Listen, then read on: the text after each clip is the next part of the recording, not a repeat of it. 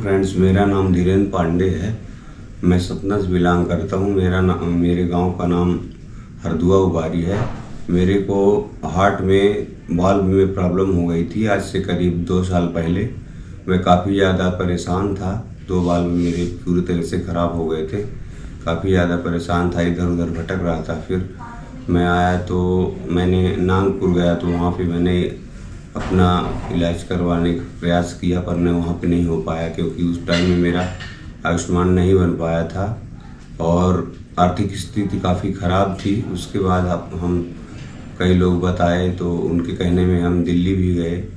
तो वहाँ पे हालांकि सब लोगों ने बताया, हमारे फ्रेंड्स लोगों ने, कि वहाँ पे काफ़ी अच्छा इलाज होता है और हमको ऐसा महसूस भी हुआ। वहाँ पर गए हम तो, पर वहाँ पे आधा तो हमारे साथ अच्छा हुआ।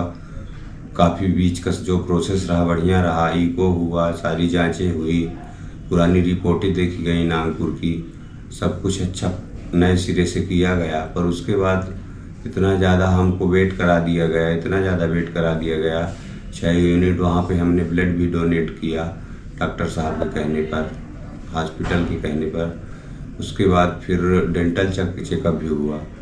काफ़ी सारी आशाएं हमारी वहाँ से बन गई, क्योंकि जब कोई भी बोल देगा कि आप 2 महीने बाद आइए, 4 महीने बाद आइए, यहाँ तक कि स्टाफ बोल देगा, कार्डियोलॉजी डिपार्टमेंट में हमारा जहाँ पे इलाज चल रहा है वहाँ पे डॉक्टर ही बोल देंगे कि 2 महीने बाद आइए, 3 महीने बाद आइए।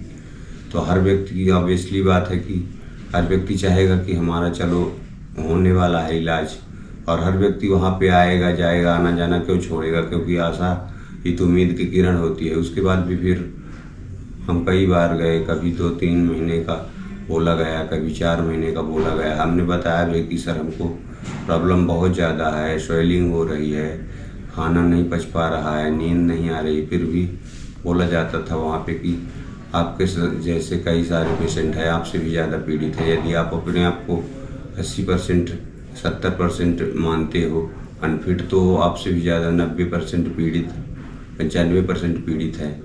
तो पहले बताइए किसका इलाज किया जाए। ये कोई जवाब नहीं होता है। हमको फिर डेट नहीं दी जानी चाहिए, या कि डेट दी जाए यदि, तो फिर उसका कुछ सल्यूशन किया जाए। उसके बाद भी फिर हो गया, हमारा आना जाना चालू रहा, क्योंकि हम ब्लड भी डोनेट कर चुके थे। तो हमारी उम्मीदें बनी हुई थी कि कहीं ना कहीं हमारे मित्र लोगों ने, हमारे रिलेटिव ने हमारा इतना कोऑपरेट किया है, ब्लड डोनेट किया। कई बार हमारे साथ में 1-2 बार हमारे ब्रदर इन लॉ वगैरह गए भी, उन्होंने साथ भी दिया। फिर उसके बाद फिर हो गया, हम और हमारी वाइफ दौड़ते रहे, अकेले आते जाते रहे। काफ़ी लंबा सफ़र हुआ, क्योंकि रीज़न मेन वही था कि पहले हमारे पास मेन आर्थिक स्थिति ठीक नहीं थी, तो उसके वजह से भी, और हमारा आयुष्मान भी नहीं बना था। इतने पैसे थे नहीं कि हम इलाज करवा पाएँ।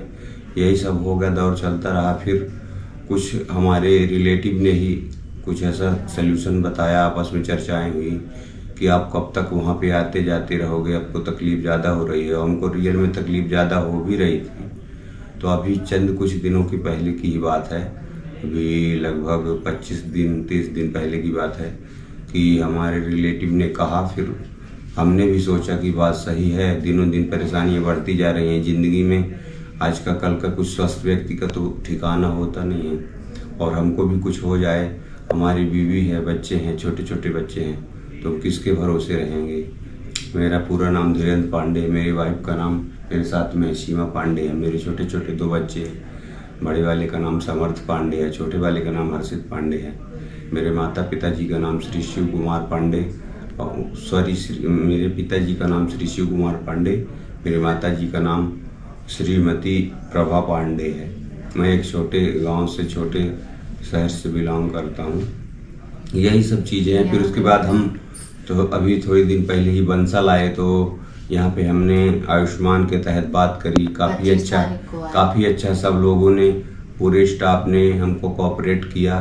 डॉक्टर साहब के असिस्टेंट साहब ने, श्री आशीष कुशवाहा जी ने बहुत अच्छा हमारे साथ कोऑपरेट किया, बहुत अच्छा हमको समझाया। और फिर हम डॉक्टर साहब से मिले। फिर सर ने जैसा बोला कि आपका तो इलाज बहुत पहले हो जाना चाहिए, आप तो काफ़ी वीक हैं। हमने बताया कि सर ऐसा हमारा चल रहा था एम्स में, कुछ ऐसी सिचुएशन की वजह से हम नहीं करवा पाए। फिर सर ने बोला कोई घबराने की ज़रूरत नहीं है, मैं भी एम्स से रिटर्न हूँ, मैं भी 10 साल करीब एम्स में रहा हूँ। और सर का बहुत अच्छा नेचर है, सर बहुत पोलाइटली हैं, बहुत अच्छा ही बिहेव करते हैं। और असिस्टेंट सर का भी बहुत अच्छा बिहेव है, काफ़ी अच्छा लगा सर से मिलके, सर के असिस्टेंट साहब से मिलके, पूरे स्टाफ से मिलके, बंसल की फैसिलिटी को देख के, यहाँ की सुख सुविधाओं को देख के, यहाँ के लोगों को देख के पूरा फ्रेंडली महसूस हुआ। हमको लगा ही नहीं कि हम हॉस्पिटल में, हमको ऐसा लगा कि जैसे हम एक अपनी फैमिली में ही हैं, फैमिली जैसे लोग बर्ताव करते थे, व्यवहार करते थे। और मैं अब काफ़ी अच्छा मेरा ओपन हार्ट सर्जरी हुआ है अभी पिछले 28 तारीख को, और अब मैं काफ़ी अच्छा महसूस कर रहा हूँ। आज मैं दोबारा चेकअप के लिए आया हुआ हूँ। तो मेरा यही सबसे कहना है कि कोई कुछ भी कहे, कोई कुछ भी बोले, बीमारी हमको है, भगवान पहली बात तो किसी को करे नहीं। यदि किसी को होती है तो डिसीजन अपना खुद का होना चाहिए। सही जगह सबसे अच्छा रहता है चुनना। यदि आप सही जगह का चुनाव करोगे तो अपने आप सही चीज़ें आपको मिलती चली जाएंगी। सही डॉक्टर मिलेंगे, सही सलाहकार मिलेंगे, सही असिस्टेंट मिलेंगे, सही ट्रीटमेंट मिलेगा। यदि आप थोड़ा सा घबरा गए, यदि रास्ता भटक गए, तो आप पास सब कुछ है, पैसा है, सारी चीज़ें हैं, आप पढ़े लिखे हैं, ये मायने नहीं करता। मैटर करता है आपका सही समय में सही डिसीजन। तो मेरी हालत बहुत ख़राब हो गई थी। आज मैं बताऊं, बहुत ही ज़्यादा वीक हो गया था। ज़िंदगी का कोई भरोसा नहीं लग रहा था कि रात में सुबह होगी या कि सुबह के बाद शाम होगी कि नहीं होगी। बट अब बहुत खुश हूँ।